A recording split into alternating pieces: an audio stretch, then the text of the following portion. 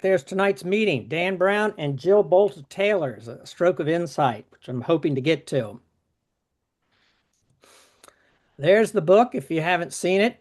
Even in Italy in the grocery stores, it was all over the place in Italy. Uh, this I thought was interesting from the interview with Exeter. I read about an experiment in precognition where different parts of the brain light up when you see different kinds of images. In the study, the brain was lighting up before an image was seen. So, what does that mean? Perhaps the brain is creating what image to see, or there was precognitive knowledge of what was about to be seen, or perhaps time flows in two directions. Any of those answers, and you're like, what? None of that makes sense. This experiment made me really think that from a personal level, I had to understand consciousness. And as a writer, I had to figure out how to share it in a fun package. So that's a little background of how he got into it. The interviewer says, do you believe in this idea you bring up in the novel that if consciousness transcends our physical self, then we can move beyond the borders of mortality and by doing so, move beyond the borders between each other? And his response, and that's kind of what I was saying in the beginning, and he says, yes, I do. If we can start to understand that this life is just one stop on a much bigger journey, bigger than things like nationalism, country, race, and all those things that separate us, then it's quite possible that humanity could move forward in a benevolent fashion. Okay. I've got a little bit of feedback coming in, so if everybody could check their mics.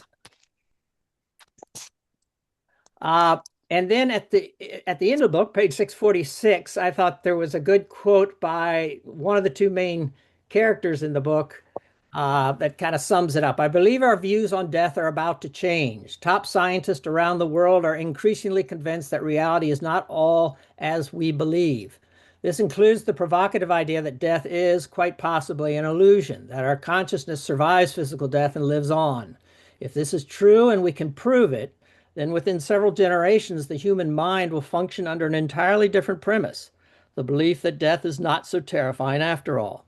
The one universal fear that drives so much of humankind's destructive behavior would evaporate if we can hold on long enough to arrive at that paradigm shift without blowing ourselves up or destroying our planet. Then our species may well turn a philosophical corner that ushers in an unimaginably peaceful future. So that's an optimistic look. And with all these quotes I'm going through, they're clearly Dan Brown's opinions and feelings.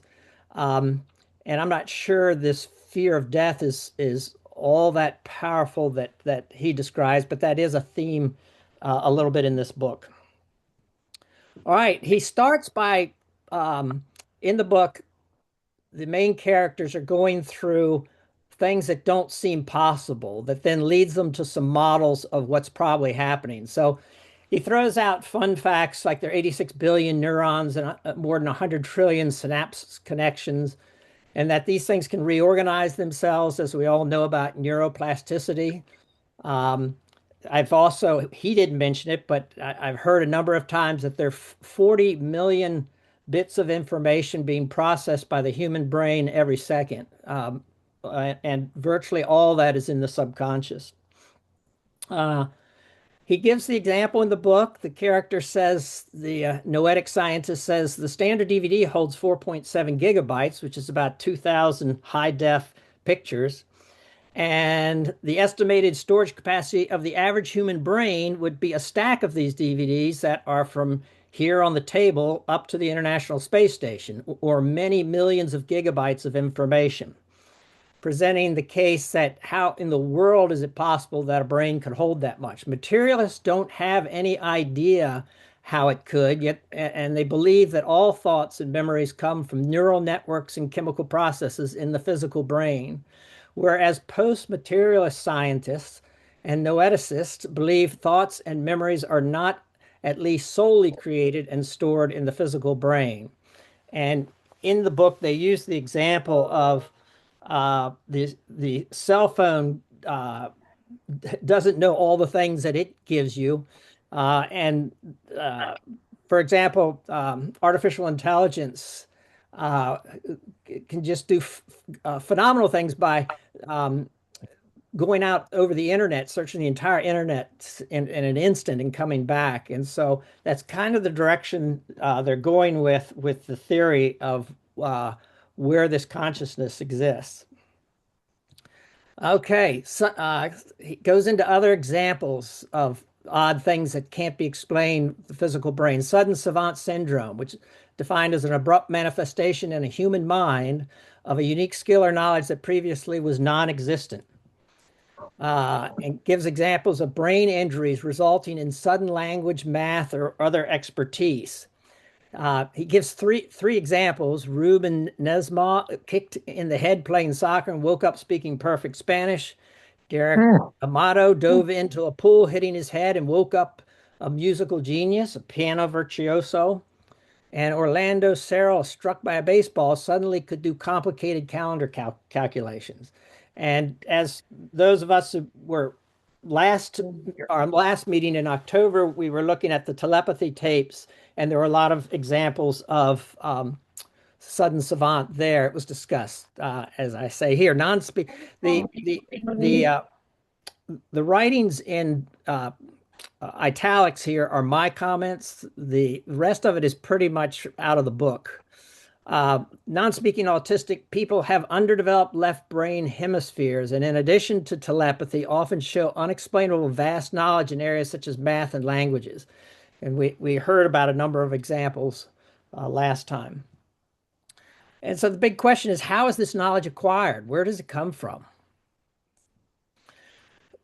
Subject of simultaneous discoveries, Brown gets into in his book. How to explain discoveries that often occur almost simultaneously in different parts of the world and by different individuals. His quote is, "Great minds seem to work alike." His examples are Newton and Leibniz, independently invented calculus. Darwin and Wallace simultaneously envisioned evolution, and Alexander Graham Bell and Elisha Gray both invented telephone devices and filed patents within hours of each other, which was news to me. He gets into dissociative identity disorder or split personalities. Many cases, multiple personalities, often one without knowing of the other, sometimes more than a dozen in a single host body. In these cases, the alters or the different personalities had different voices, accents, handwriting, skills, food preferences, gender preferences, physical ailments, IQs or intelligence levels, eyesight, and living space preferences. So, phenomenal differences. What is that all about? I don't know how you could explain that through non-local consciousness, but it does challenge our understanding of the physical brain. And he says that it was tested and proved out using MRIs, lie detectors, and sophisticated interrogations. Brain creates reality. Experiments wherein subject, while brain being monitored, is shown random images. And I think this relates to the experiment he refers to in that first slide I show that caught his attention on consciousness and got him to dive deep into it. But here, you've got a situation where the subjects are shown random images, and they were shocked because their brains were hooked up at the same time to the computer that was showing the images, and the part of the brain that they knew would respond to different types of images were showing a reaction prior to the image appearing on the computer, which didn't make sense. And then more stunning was the brain spiked before the random number generator that was selecting the images showed the images, which really shocked the researchers. I'm assuming this one's a true one. I didn't Google and search this. We'll see what Ians says. And as he says, as if the brain is not predicting reality, but creating it. And of course, that's similar to what the double slit experiment implies. The Gansfeld experiment regarding mental telepathy. One person placed in a sensory deprivation chamber while other subject asked to mentally transmit images to first person. It's kind of like these autistic people that we saw the video telepathy tapes related to that.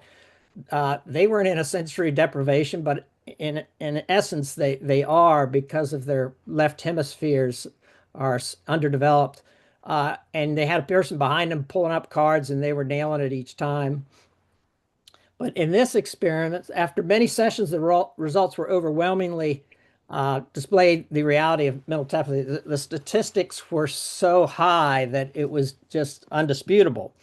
But he gets into the difficulty in this field of consciousness of having repeatable experiments. They later can't show this. And this was an example in the book of where he said it was frustrating for researchers because they weren't able to repeat this. uh, Dr. Dean Radin, the lead scientist at IONS, in the interview I watched, said that was curious. That's the only part of the book that I disagreed with because it's been successfully repeated many times. So I wonder where he got that information.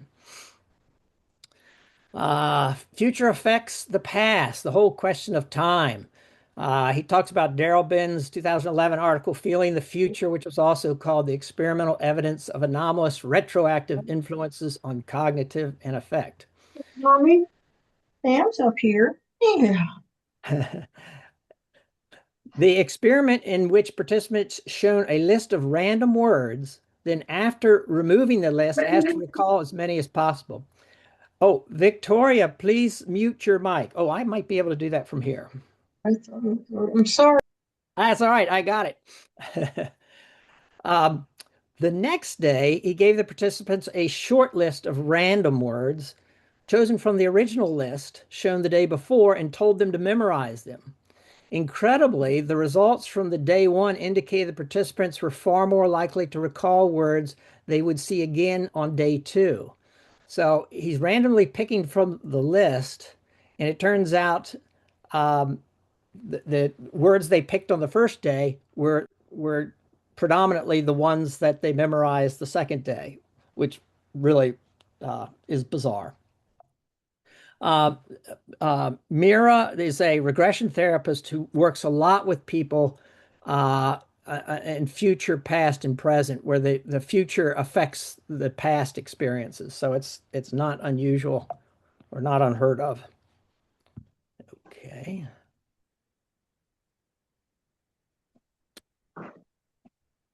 There we go.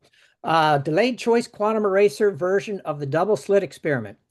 I could not wrap my head around this. I Googled it. Google describes it as the real experiment involves creating pairs of entangled photons and sending one of each pair through a double slit apparatus while the other is used to erase or provide which path information. So, as you know from the double slit experiment, the big discovery there was these light photons going through when they weren't being observed. They showed interference patterns on the back as if they went through the double slits all over the place. It was as if it was a wave going through the double slits.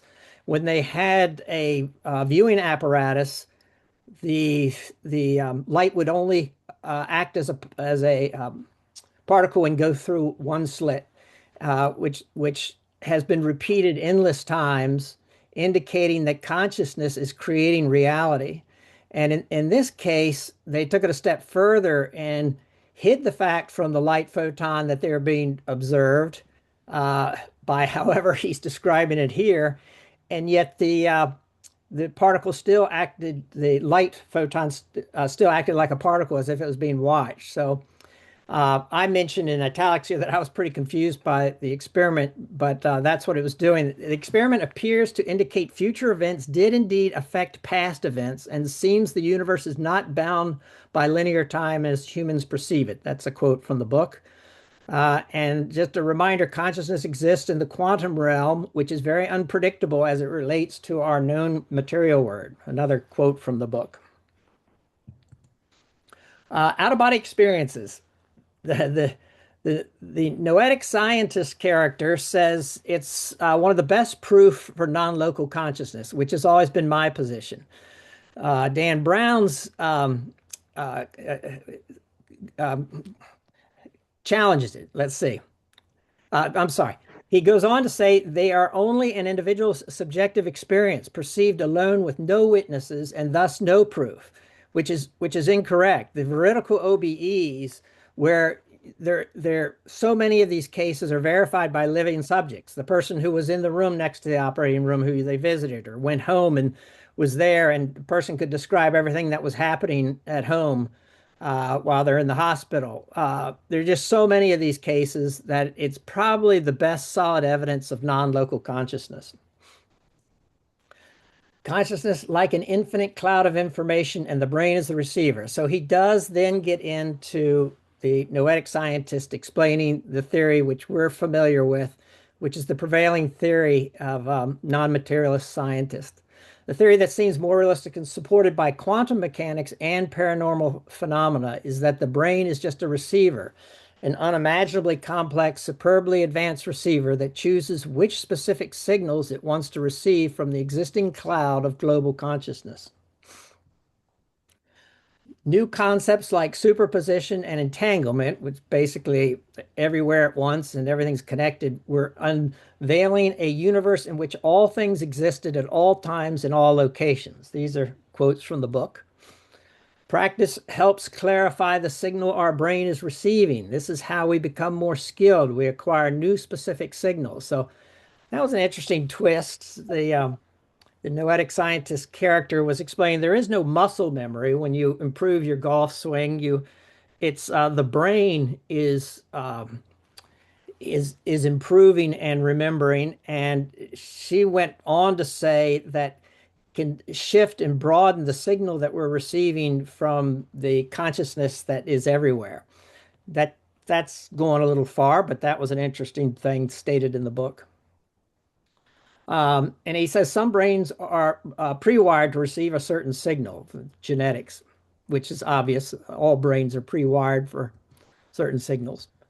Brain acts also as a filter. It has a complex series of filters to prevent the mind from being overloaded with too much sensory stimulus, so it can focus on only a small sliver of the universal consciousness. Humans experience only a small fraction of the practical frequency range in electromagnetic spectrum, sight and sound. We've reviewed this before, how it's the human brain is only picking up part of light and sound. Um, and it's believed that the brain is only picking up so much of what's around us because we can't exist in this physical dimension. Uh, we you have the example of the near-death experiencer reliving his life and saying, when I was reliving an afternoon in my backyard, I could tell you how many mosquitoes were in the backyard. And obviously, our brains do not pick up that kind of information as we're trying to just navigate this dimension. Brain allows in what we need to survive in the physical world, and he brings up the example of habituation, with the brain filters repeated sensory input not essential to present needs, like not hearing the hum of an air conditioner or feeling glasses resting on your nose, as examples of how the brain um, already does this. Now, this is the part that I had never heard of that I'd love to know what Ion says about this, IONS. The GABA, the gamma aminobutyric acid, is an inhibitory agent that impedes brain activity. It decreases neurofiring and constrains overall neural activity, shutting off parts of the brain in an effort to filter out excessive input. So far, that may be all true. Brain of a newborn baby has incredibly high levels of GABA, filtering out everything except what is directly in front of its face, protecting the baby's mind from too much stimulation. He talks about how babies generally can't see what's happening on the other side of the room. It takes a while before the child is able to take in more information. As we mature, our GABA levels slowly decrease and we take in more of the world and gain wider understanding, meaning that the filters are less and we're pulling in more of not only the physical world, but the infinite consciousness. Tibetan monks also exhibit exceptionally high levels of GABA during meditation. That's interesting. Is that true? Let me see. Did I just go backwards? Sorry. Then he gets into epilepsy conditions showing dangerously low levels of GABA. Again, I'd like someone to confirm that.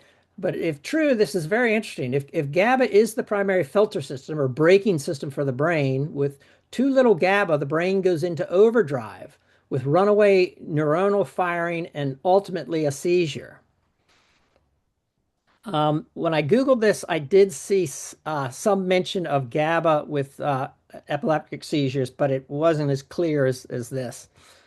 Following a seizure, a person experiences a period of recovery called the postictal state as the brain comes back online. Brown describes it as postictal bliss with feelings of peace, connectedness, and spiritual enlightenment, creativity, and even OBEs, implying that uh, with the filters all down, as the person comes out of a seizure and becomes conscious again, they actually are experiencing a greater reality.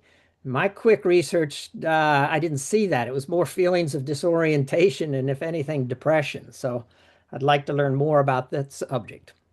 GABA levels eventually increase and the filters re-engage as you come out of a seizure. GABA levels plummet when we dream. Another example is, said that when we're in a dream state, they've measured GABA levels and they drop significantly, and then they increase as we awaken. And of course, in dream states, we have experiences that are as if the spirit is traveling. Wonders if flashes of genius, moments of profound creativity that sometimes occur when we are in between sleep and awake states, like Edison, as you recall, would lie on a couch, Thomas Edison, with a coin in his fingers, and when the coin would drop, he'd wake up. He would try to just be in that in between sleep and awake state where he seemed to get the most ideas. Can be attributed to periods of reduced GABA and filtering of the greater reality. So, are they getting information from the universal consciousness? Do GABA levels drop at time of death, thus lowering filters of brain? In the book, she claims so.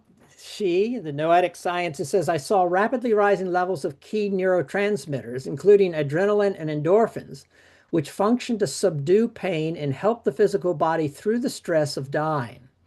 And she said, I would have expected GABA also to increase as these other neurotransmitters increase, but she said we saw the opposite. GABA levels were approaching zero, meaning all brain filters were gone. I did not find, no, I'm saying, I didn't find this in my quick Google search. I did see where they've seen um, low levels of GABA in uh, human tissue after death, but that really didn't conclude anything. So it's an interesting concept or claim that he's making. Again, Ions, tell me if all this is really accurate or where did he get this? Brown goes on to relate NDEs with their full life reviews, feeling of joy and connection to all things, to this reduction of GABA and thus less filters to the greater reality. So he's contending that the dropping the filters of the brain allows the greater reality to come in, and that is nowhere does that happen more than at the during a near-death experience or a time of death. And then he throws out some quotes. Tesla said, my brain is only a receiver. In the universe, there is a core from which we obtain knowledge. He also touches on psychedelics, where he says they don't excite your neurons, but rather through a series of complex interactions in the brain's default mode network, drastically reduce your GABA levels, lowering your filters and allowing a wider spectrum of reality to flow in.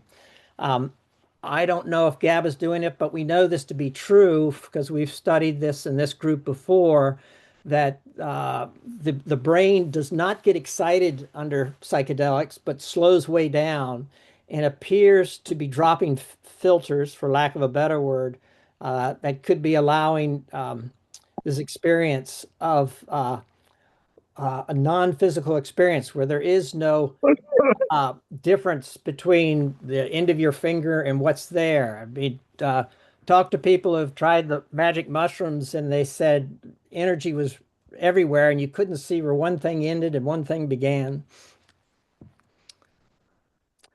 Uh, Subject of separation. I like this quote: "Separation is our shared delusion." The examples they gave here is things happening in nature. Synchronized murmurations of starlings. You all have seen birds where they seem to move phenomenally at the same time. Mile-long schools of bluefish moving in perfect synchronization. Migrating gazelles leaping in unison.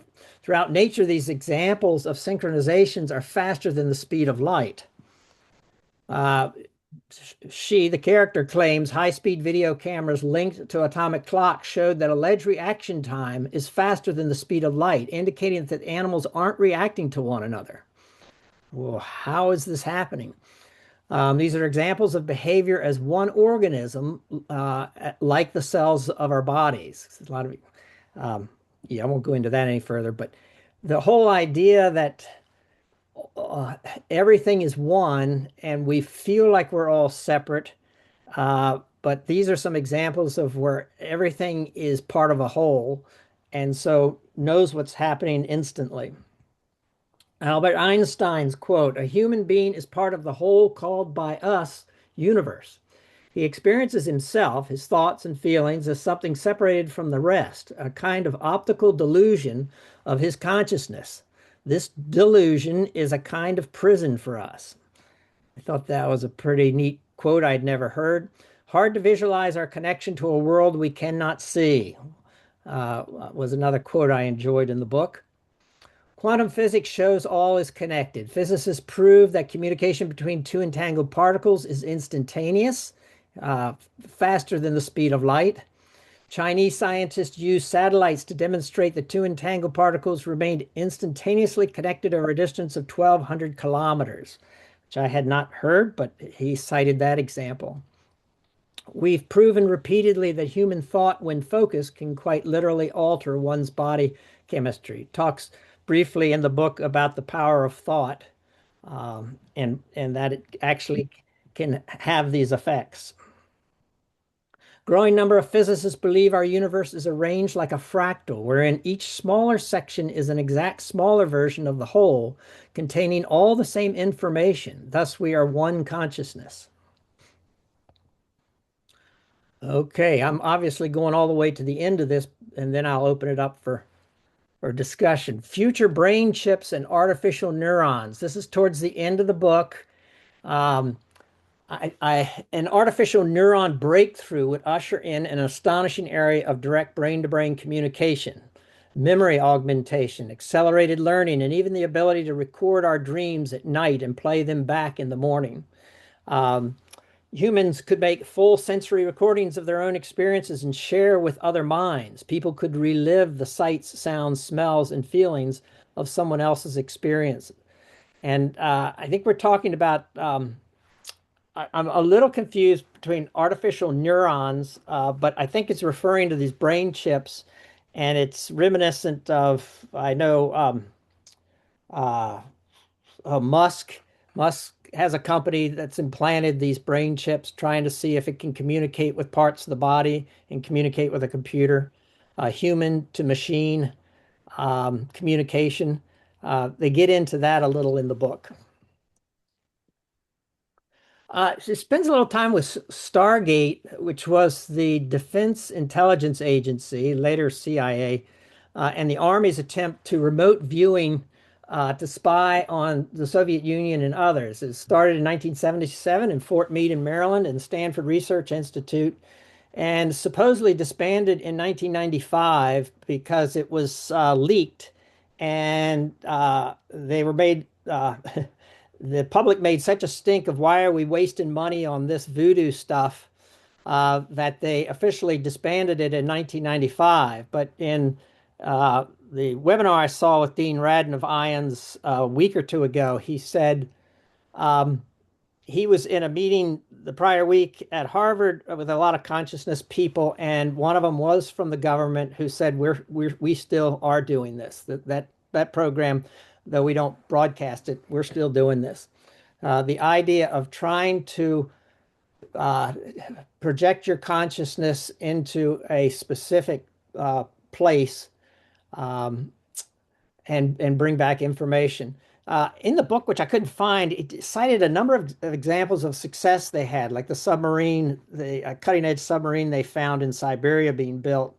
And I couldn't find those pages to give you here as examples, but there are examples in the book.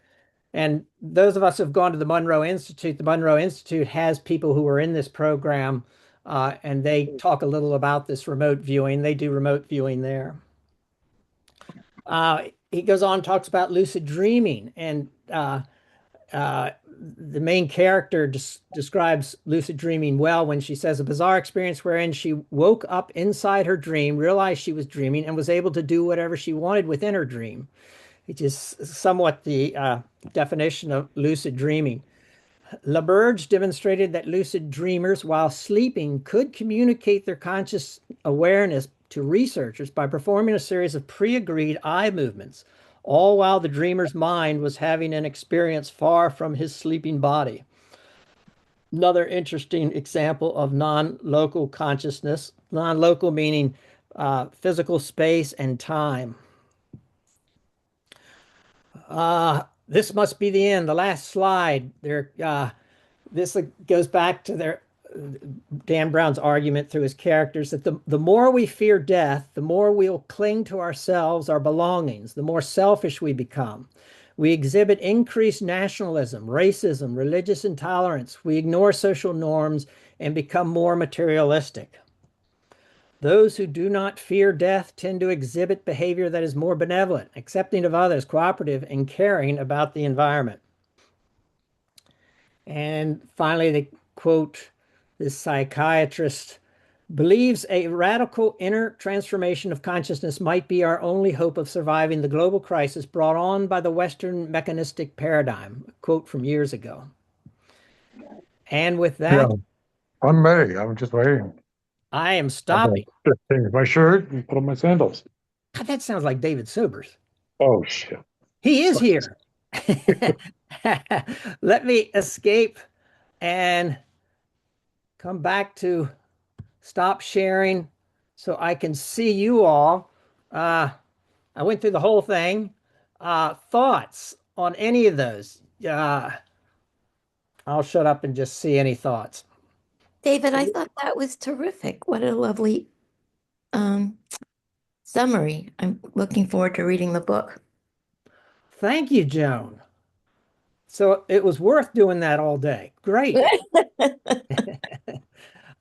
Um, did you learn anything new? Any new concepts? It's interesting. The Paul Selig stuff I'm so interested in. I mean, this whole idea of the shifting and lifting our conscious and that the way things are going to change us. I mean, we're all just going to be evolve and be, I really do believe we'll all realize eventually that we're connected and we'll know it on a deeper level. So, so all of it fits in with that. It's like the blind man and the elephant, little fragments of the Yeah, idea, you know? It's like all of this stuff sort of collects its little bits of evidence. It's wonderful. I think it's really, yeah. That's a good analogy. yeah. But I'd like to know more about some of the things he talked about. So it'll be fun to read the book. Good. And as I find out some things like the GABA, I'll share them with everybody. And if anybody else researches, please share it with us. So see Yeah, you. I was interested in the epilepsy thing, especially because my doggy baby, remember Alex had Oh, right. all seizures, and I've, known people with kids with it's heartbreaking. It just would be so interesting to crack See that. if it's the filters that are dropping and being overwhelmed by information coming in. It describes schizophrenic behavior, etc. I don't think he was having ecstasy after his seizures. Didn't notice that. For everybody else's information, Alex was my darling standard poodle, the love of my life. Other thoughts. What else in there grabbed you? Yes, Laura. Okay, so to me, he was preaching to the choir because I already think all of this stuff, and I've read it for years, and so to me, it wasn't so much new stuff as just so highly organized what you just did with it. And I agree with, basically every premise. But my question that occurred to me today, and I don't expect anybody to answer it per se, but just to help me think about it, is the split light experiment. So we know that that proves that light photons, when they're aimed at those two slits, unobserved, function as a wave. And then we know that when they're observed, as wacky as that sounds, observation collapses the waves and then they become particles, take on mass.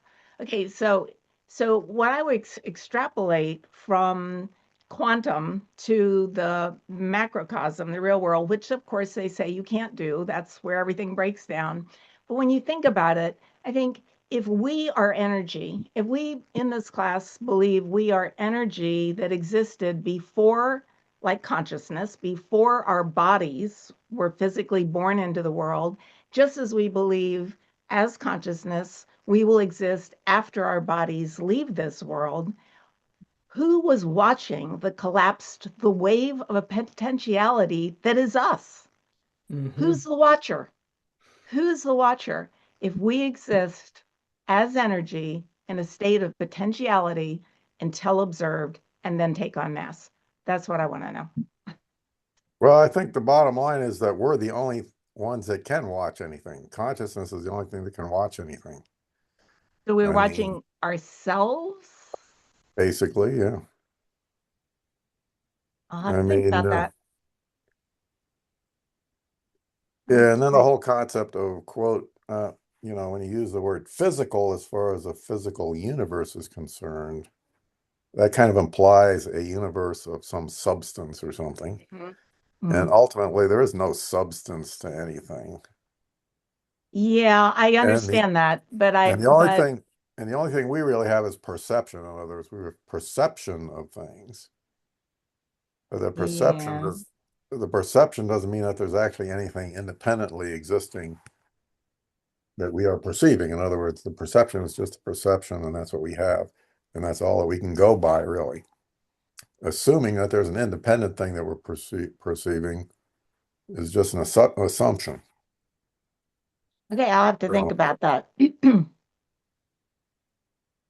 Yeah, I think to me what Tom is saying is what I believe also, but I struggle too, Laura, with the same thing. Like you've got a universe that's how old and how big, and not until humans came along did this all exist. I just get caught up in but the universe that you think is so big and only exists in your mind. To say that it existed, I mean, you have the perception that there was a passage of time that created, but that's just the story. It's not really true that um, the passage of time created consciousness. Is mm, basically Yeah, boy, we consciousness is there. get into Consciousness is time and you're really in the yeah. weeds because then I look at evolution. If the passage of time isn't real, how is it we can witness things evolving and growing and changing? Well, if you think of it as a program. Okay, you got your program running, it has certain things in it. If you want to do something different with the program, if you want to insert a character into the program, then you write the program, then you change the program and you run it again. And now the character is there, whereas before it wasn't. So the same thing like with dinosaurs and evolution and the whole nine yards. It's basically just updating the program and then running it. So the program is being run within consciousness, and consciousness is also the programmer that's doing that's creating the program. So that's the way I sort of look at it. And if you go online and listen to Donald Hoffman, he's a yeah. scientist from UC Berkeley, and he's got this whole thing where he talks about that, where he says, basically everything is a program, and he shows, he's developing math that shows how a math that simulates consciousness actually can generate what we call the physical universe. So you have consciousness, which then generates what are called polytopes that exist outside time and space. And outside of those polytopes, then emerge time and space. So you start with consciousness is what we are, and then you get everything else out of consciousness. Well, I wonder when we're talking about the double slit and being observed, is that I think of observing as watching with my eyes, and maybe observing is not that at all. If there's the collective consciousness, and maybe observing is simply focusing our awareness on it.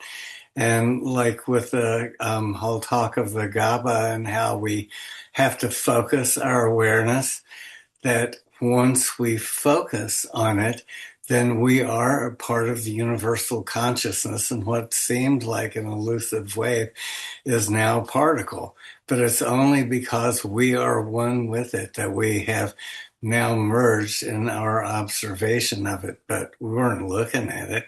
We just focused our consciousness on it. I like that focus of the focus is the thing. I guess the thing is I don't see anything as not real. It just seems like things are real in a relative way at different levels of consciousness. I mean, things can Oh seem yeah, they're real, they're just not substance, that's all. Mm-hmm. And you do have near-death experiencers repeatedly coming back saying they showed me how this is not real. This is a simulation.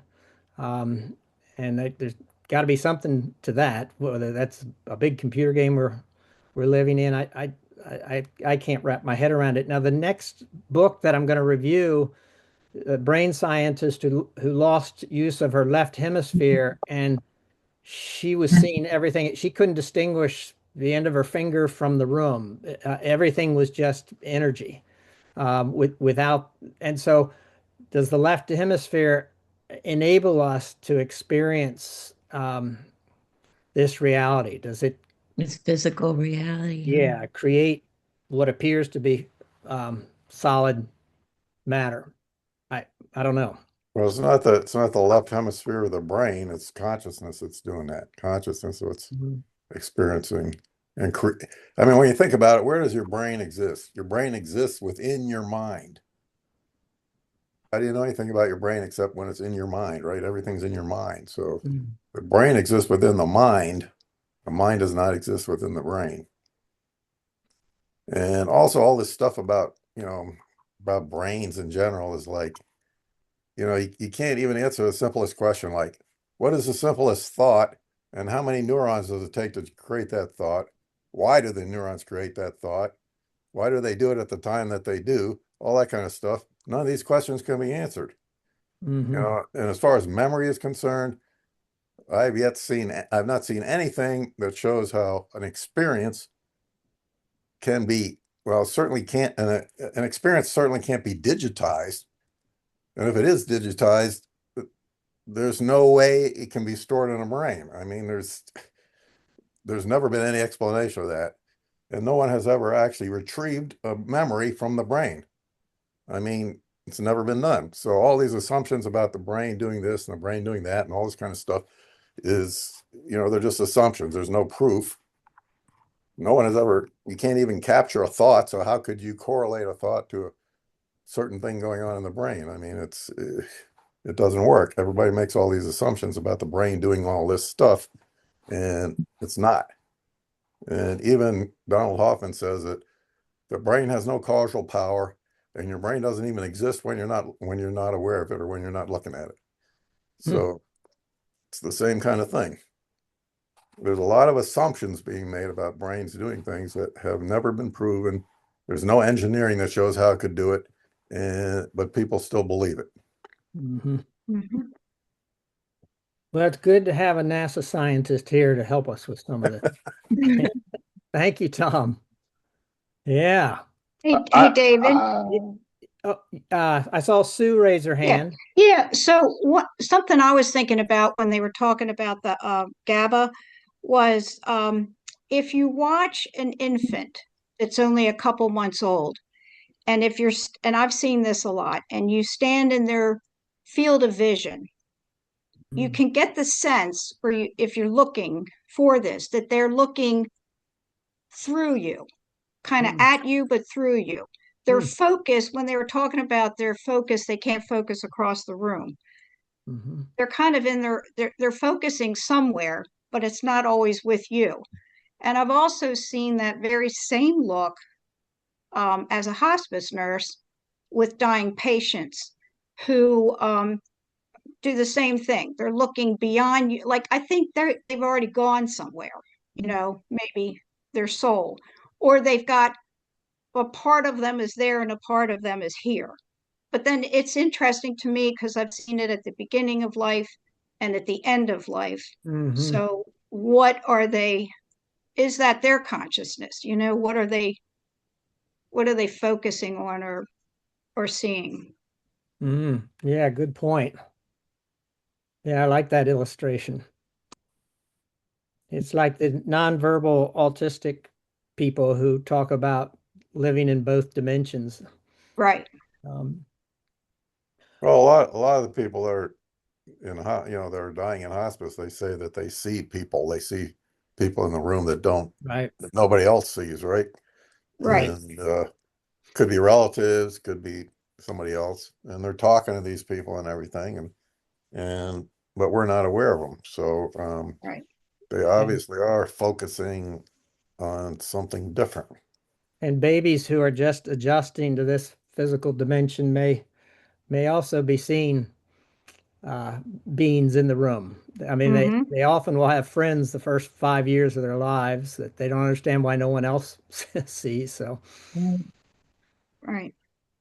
all right, if uh, why don't you let me go ahead and bring up Jill Bolte Taylor. That book's been out for a while. I've had it for 15 years and never read it till recently, but I think it's interesting as it relates to what we studied with the um, autistic people and relates a little bit with this first book. So if there's no objection, I'm going to share the screen and go to that Thank you. and play from the current slide. There we go. Okay. How many have read this book? Well, I guess everybody needs to mute, so I'll just find that out when I'm finished. Not a long book. Jill had a stroke in her left hemisphere. So Jill's a 37-year-old Harvard-trained brain scientist when in 1996 suffered this massive stroke from an AVM aneurysm, a fairly rare type of aneurysm, in the left hemisphere of her brain, which means the left hemisphere was flooded with blood and blood kills brain cells. Without much function in her rational, grounded, detail, and time-oriented side of her brain, her right hemisphere worked clear of its logical partner, and she experienced peace and euphoria similar to initial NDE descriptions. So that's one of the things that caught my attention is people having near-death experiences. Is their initial stage with the left hemisphere shutting down. In place of the constant chatter, I felt enfolded by a blanket of tranquil euphoria. So I'll share, most of these are her quotes, and so I'll let you connect the dots and we can talk about it at the end. As the language centers of my left hemisphere grew silent and I became detached from the memories of my life, I was comforted by an expanded sense of grace. My consciousness soared into an all-knowingness, a being at one with the universe, and felt like the good road home. I thought that was interesting, the good road home. These are her quotes that she recorded afterwards of what she remembers experiencing the day this happened. She thought, I am a conscious mind, and this body is the vehicle through which I am alive. Lost perspective of space and time. I lost the clock that would break my moments into consecutive brief instances. I was not capable of deliberating about past or future related ideas because those cells were incapacitated. All I could perceive was right here, right now, and it was beautiful. So you talk about living in the moment. She was forced into that in a big way. My left hemisphere had been trained to perceive myself as a solid, separate from others. Now, some of the details she shares are phenomenal because she can't tell where she ends and where anything else begins. Her experience that she describes is must be very similar to a newborn because she gets to the point where she doesn't know how to walk. She doesn't know how to form any sounds. She doesn't know how to even sound out any letters. She's finally taken on a walk and doesn't know the difference between the grass and the sidewalk. I mean, it's phenomenal. She has to relearn everything. Over a period of 8 years, she was able to get fully back. But she, after months, they brought her a lot of kitty books and puzzles to help her relearn everything. But anyway, back to the points. Everything around us, about us, among us, within us, and between us is made up of atoms and molecules vibrating in space. This is something she wanted to throw out because, in her view, that's what everything looked like initially. It was impossible for me to perceive either physical or emotional loss because I was not capable of experiencing separation or individuality. So, this other sense of I am me and I am not you, and the separateness was totally erased when her left hemisphere shut down, and as she's describing it, her right hemisphere took over. Perception of world is a product of neurological circuitry. That's interesting. Not quite what Tom was saying. There was both freedom and challenge for me in recognizing that our perception of the external world and our relationship to it is a product of our neurological circuitry. Okay, so this is her perspective. In the absence of my left hemisphere's negative judgment, I perceived myself as perfect, whole, and beautiful, just the way I was. The book goes into a lot of detail as to all the different areas of the brain and the areas that are located on the left hemisphere that have to do with how we judge everything. The only way we can survive. Is that dangerous? Is that safe? Is that good to eat? Is it not? Is she being nasty, or is that just the way she is? All this is going on in the left hemisphere. Our consciousness is created by numerous programs that are running at the same time. Each program adds a new dimension to our ability to perceive things in the three-dimensional world. So the programs adds a new dimension to our ability to perceive things in this three-dimensional world. With this shift into my right hemisphere, I became empathetic to what others felt, empathic to what others felt. I could read volumes from their facial expressions or body language. Realizing the power of choice we have with our brains. So as she's getting better, she realizes her personality has changed, and a lot of the traumas in her life, a lot of problems, family problems growing up, she recognizes the way she was and does not want to automatically adopt all those again, realizing that balancing out the left and right hemispheres, she can not fall victim to a lot of the loops that she was in before. So I believe the experience of nirvana exists in the consciousness of our right hemisphere, and that at any moment we can choose to hook into that part of the brain. My stroke of insight would be peace is only a thought away, and all we have to do to access it is silence the voice of our dominating left mind. Before, I was not comfortable accepting help, but without that ego portion of my language center in the left hemisphere, I welcomed the help of others. As my left brain became stronger, it seemed natural for me to want to blame others for events and circumstances. But I knew no one had the power to make me feel anything except for me and my brain. She gets into the ability to balance the left and right hemispheres to affect her personality. She said it's just phenomenal what the brain is able to do and how both the left and right hemispheres are so critical to our existence here and how seamlessly they work together. But she says the left hemisphere can become more dominant, and there is a way to control that. You do have a choice in how you react to things, etc. Prior to this experience with stroke, the cells in my left hemisphere had been capable of dominating the cells in my right hemisphere. The judging and analytical character in my left mind dominated my personality. She talks about how she was such an achiever all through school, Harvard. She was uh, president of a big brain organization, youngest one ever. So she was a hard charger. When I experienced the hemorrhage and lost my left hemisphere language center cells that defined myself, those cells could no longer inhibit the cells in my right mind. As a result, I have gained a clear delineation of the two very distinct characters that are cohabitating my cranium.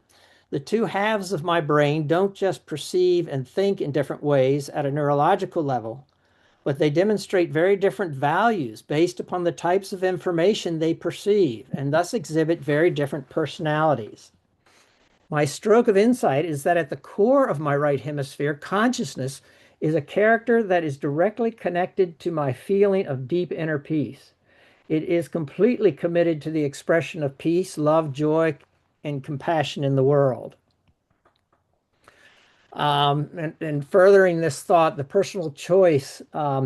My goal during the process of recovery is to have more say about which character, which hemisphere, dominates my perspective at any given moment. The most fundamental traits of my right hemisphere personality are deep inner peace and loving compassion. The more time we spend running our inner peace compassion circuitry, the more peace compassion we project into the world, and ultimately the more peace compassion we will have on the planet. Meditation and prayer effects on the left hemisphere. She cites some examples of a study where in Tibetan meditators and Franciscan nuns were invited to meditate or pray inside the SPECT, the single photon emission computed tomography machine.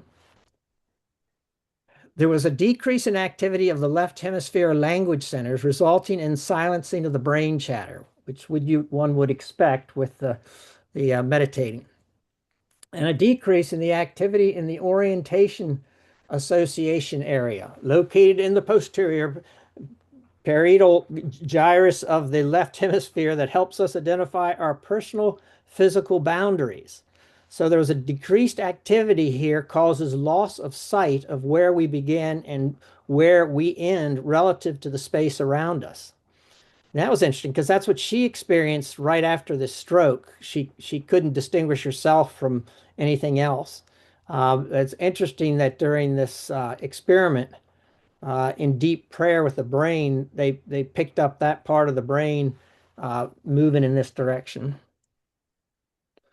My right mind knows I am safe and indestructible. I kind of liked what she said here. My left mind thinks of me as a fragile individual capable of losing my life, while my right mind realizes that the essence of my being has eternal life. Although I may lose brain cells and the ability to perceive this three-dimensional world, my energy will merely absorb back into the tranquil sea of euphoria. And that's it. That one wasn't nearly as long. Any discussion? Please turn on your mics and chat away. Well, I would recommend that you watch her TED Talk. It's one of the top rated TED Talks, and she explains this. It's amazing to listen to her explain it because she'll tell you how she realized she was moving from her right to left brain, how she was like in this nirvana. She couldn't remember a phone number to get help. She knew something was happening to her, but she couldn't get the numbers out when she called a colleague to ask for help. I would just recommend watching the TED Talk. It's amazing. Yeah, I Sue, would remind me, do agree. you work with Nancy Robson? No, but Nancy Robson and I co-authored a book. Yeah, okay. She mentioned you in an email before this event tonight, saying she's sorry she couldn't be here, but urged me to watch that TED Talk. So I wondered if it was you, because she referred to somebody that she'd worked with on a book who I think said saw it. Yes. Great. Thank you for Yes. that tip. You're I, welcome. I totally agree. I've seen that TED Talk. And it is really great. I actually actually read the book as part of a book club a few Hmm. years ago. And I must say, it was the most positive description of someone who had just suffered a stroke that I'd ever heard. Hmm. She actually liked the experience of her change of perception, which again is something I've never heard from somebody who've had a stroke. But what was interesting to me is because of her background, she not only expressed what happened on a personal level, which she did, but it was very interesting to hear how she did it in a scientific level, knowing, she was a neuropsychologist, I think. Mhm. So I thought it was an amazing book. I thought it was very well worth reading too. Yeah, it's kind of couched as a book of resilience. She tries to give a lot of tips for people who have strokes, and it's presented as she had so much gratitude for this experience Hmm. eventually, because it changed her whole perspective on the preciousness of life and all the rest. So there's so many great elements, and I was just extracting the parts about how the brain works related to what we're doing. But it is worth reading. Hmm. She I think, understood everything that was happening yeah, as it was happening. Yeah. And when right. she wrote about it, I mean, she could sort of explain what was happening and Hmm. Mhm. why once she, I guess, got on top of it. But she loved being in the right side of her brain, of her brain, the right hemisphere, Right. because it was so joyful compared to the left side.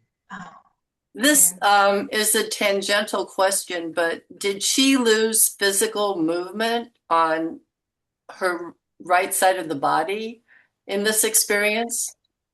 I don't think so. Does anybody else remember? I don't believe so. Because most stroke victims lose some kind of physical movement, Well, I think depending on she which did. side of the brain was affected. I think when, it first happened, now this is going back a couple years, so don't quote me, but I thought at first she was having a lot of mobility issues. And it did take her 8 years to get back to what was she considered normal. But I think at first she did, but she was able to kind of get through that. Yeah, My remembrance is something like that.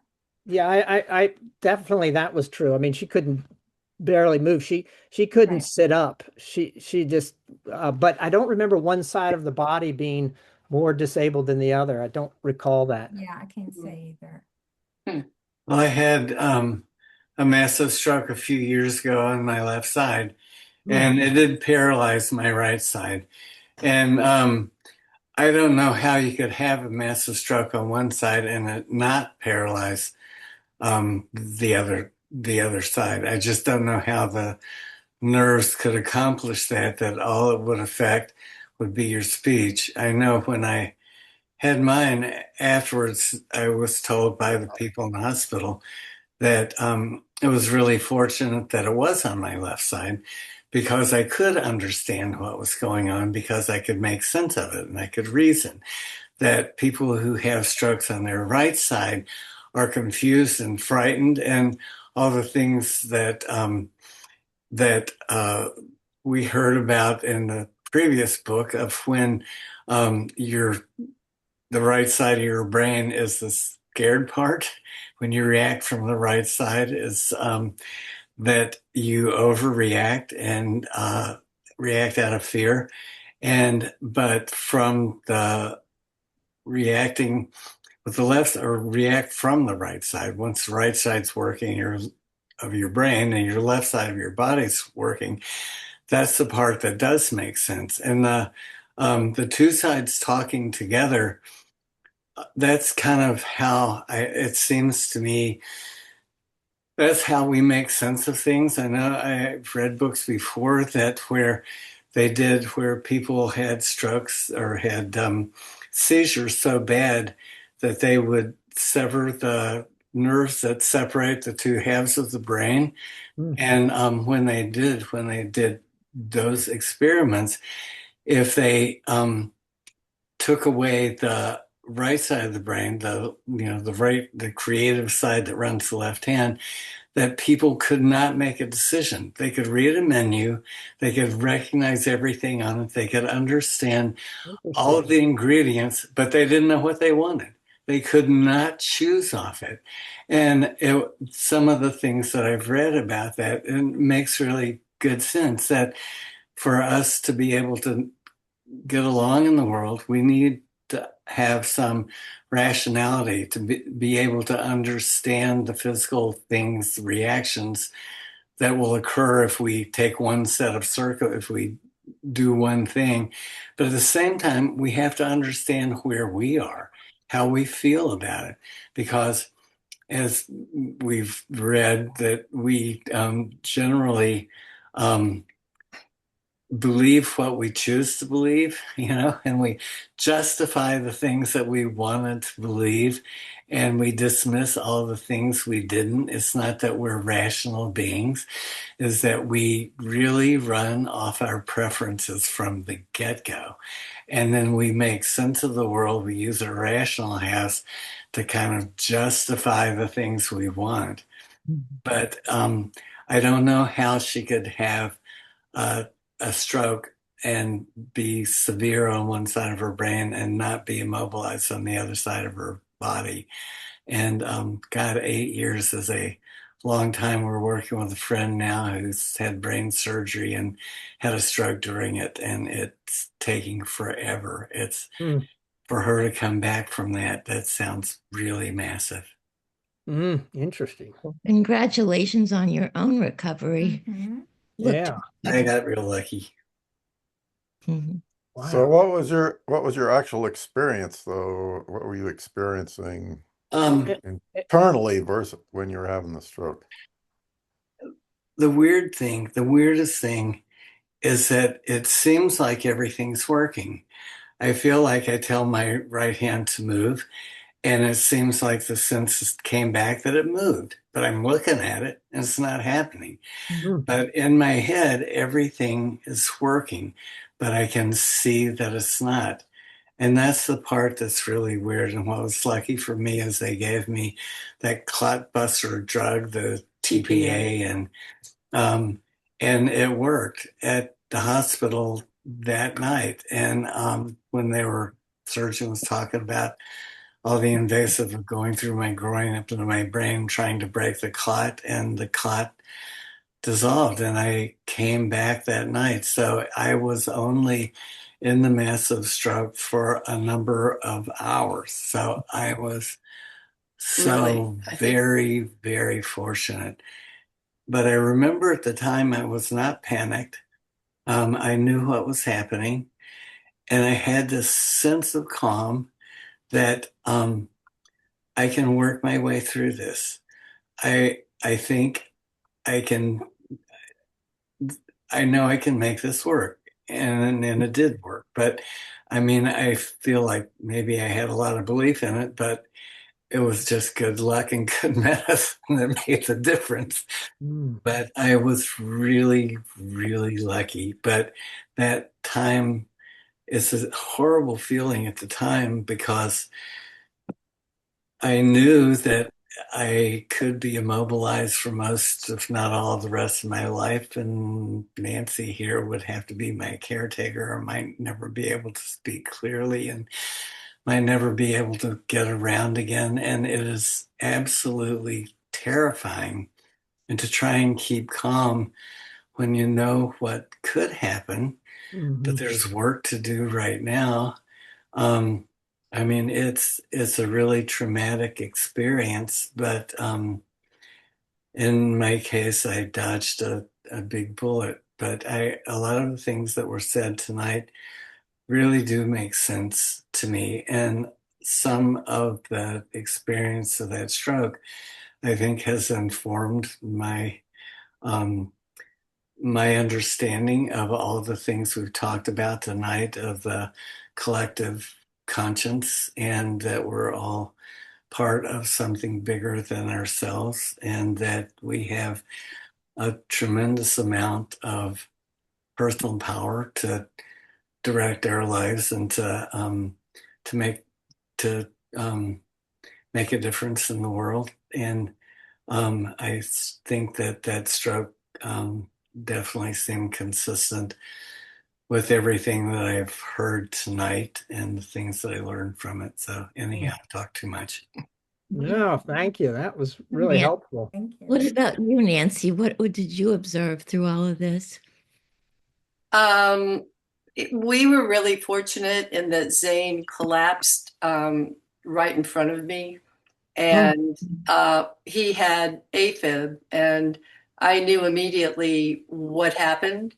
So I was able to call the EMTs and tell them he had had a stroke. And I have to give a huge shout out to our local EMTs. They made the right call not to send him to the Chestertown Hospital, but to call for the state police helicopter, and which luckily was available.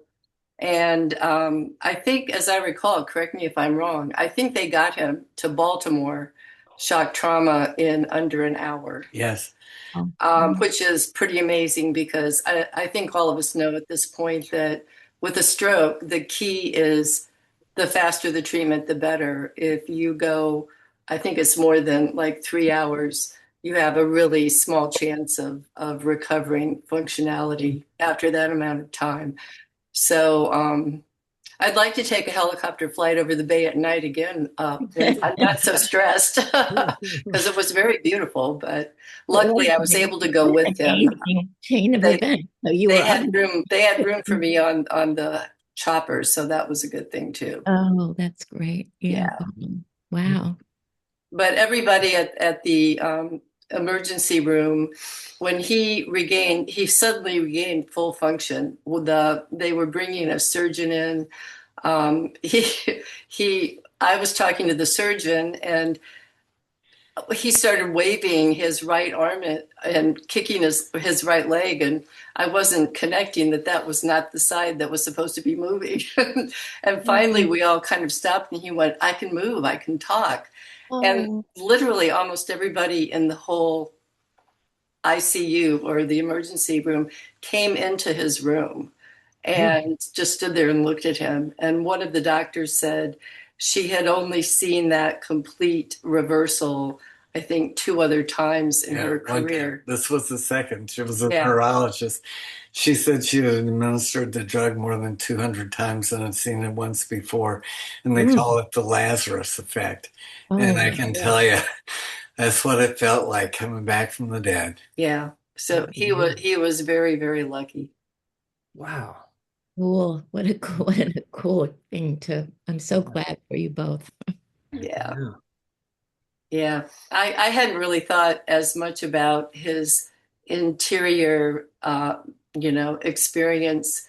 I was thinking more just about the physical part of it. So I have a lot more questions for him now after tonight's discussion too. Great. But yours was the left side of the brain that had the stroke? The left side. Yeah. So your experience was not similar to hers as far as euphoric feelings and great peace and. Well, there was a calmness. I was listening to her sing great peace, and maybe had it been extended for a long period of time, I would have sensed that. But the main thing I felt was I was in the midst of a really traumatic, possibly horrific, life-altering situation, but I felt very calm. I felt like I can do this. And to be in that situation and not be panicked, that may be part of what she was feeling. Is that because that was, to me, that was surprising. After it was all over, then I got scared. Right. But at the time, I just felt like I was really present and it was okay, and this is going to work out. And so, anyhow. Yeah, makes sense. Well, the main interest, as you can imagine, with me being such a geek about the near-death experiences, I was curious what is happening at the time of death with the brain that could create these experiences. Because clearly, when you're out of your body, your perspective is above your body or in another room. You're meeting relatives, hearing information about that you wouldn't know otherwise. Clearly, the consciousness has left the cage of the body of the brain. But initially, it's interesting what the brain may be doing to have these experiences of euphoria or peace or calm. And that's why the book interested me, learning a little more about that the brain is doing things as well as the consciousness when it finally departs from the body. David, Yeah, I, mate. I'm sort of new to this. I'm sort of new to this subject, but I've been reading the case studies of Raymond Moody, Right. and the thing that struck me is how many parallels there were between the experience of this person experiencing a left-sided stroke and the case studies reported by Moody of what people having undergone near-death experiences experience. You know, the feeling of love and warmth, and uh, I mean, the parallels are striking to me. Right. That's what caught my attention. And as I said, of course, it goes much beyond that, these near-death experiences. But initially, there's a lot of parallels to what this stroke victim was describing. Very Thank you, comforting. Steve. Did Joan have something? No, I just said very comforting. And Yeah. and that was a great report, David. Thank you for that too. Thank you, Joan. And one thing you may want to think about is the idea that it's the experience that's fundamental. You're having an experience, Hmm. and that anything that happens in the brain, so to speak, is a reflection of the experience versus the brain somehow creating the experience. So in other words, you're having the experience. The experience is the fundamental thing, and then that's reflecting into your brain, as it seems to be a physical thing. The other thing we want to think about, the other thing you may want to look into at some point is the fact that some people can have half their brain removed and still be perfectly normal. Hmm. And also that some people have been found to have hardly any physical brain at all, and they're also perfectly normal. Hmm. So if that's true, That's interesting. then that's telling you that there's something else going on here than our general, the general thing that we're taught that the brain is doing all this stuff. Because how can it be doing all this stuff? How can a person be normal if the brain has to do all this stuff for them to be normal, and yet they still are? So, this just sort of shows you that the idea that the brain is fundamental and is doing things is not really correct. So experiences are real. Experiences, any kind of experience you have, whether it's good, bad, or indifferent, is real. And those experiences reflect into what we call physical reality in various ways. Yeah, it's a tough one because you can physically activate all these different parts of the brain and have these resulting experiences. So it's hard to wrap your head around that the brain isn't creating these experiences, but you're just experiencing it through the brain. Mm. No, you're experiencing, but that's reflecting into the brain, so to speak. Hmm. The experience is causing the reaction in the brain. Hmm. Mm. Well, we're all on this journey of exploration. As long as we get through the door to understand that consciousness isn't generated by the brain, uh, I'm satisfied. At least we've gotten past that point. Fascinating books. Thank you. Yeah. Well, thank you all. It's 8:30, so that's when we usually wrap up. I noticed the second Tuesday of January is the 13th, so I'll shoot for that. Um, may have a speaker. I don't know yet what I'll do for that date, but anything else anybody wants to share with